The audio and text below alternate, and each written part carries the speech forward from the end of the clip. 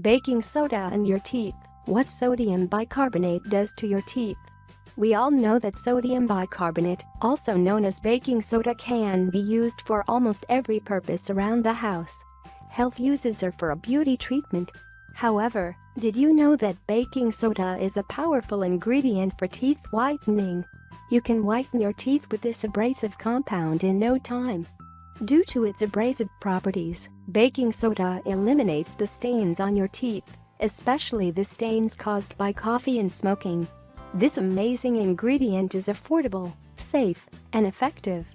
Baking soda will neutralize and remove the harmful bacteria in the mouth, as well as the plaque which may lead to tooth decay. When using baking soda, it is important to use it properly so you can protect the enamel from damages.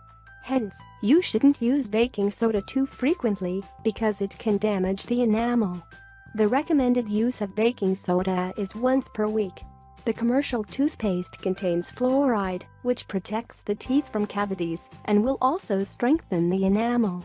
However, baking soda doesn't contain fluoride and thus shouldn't be used as a replacement for toothpaste. The ideal thing is to use fluoride toothpaste with baking soda to keep the teeth healthy. Moreover, you shouldn't scrub baking soda to keep the enamel undamaged. You should also avoid using baking soda if you deal with gum issues or sensitive teeth. Benefits of baking soda for the teeth. Changes pH of the oral cavity. Baking soda will increase the pH in the oral cavity and neutralize the harmful bacteria. It is a polishing agent. Baking soda is an abrasive ingredient which is a great polishing agent.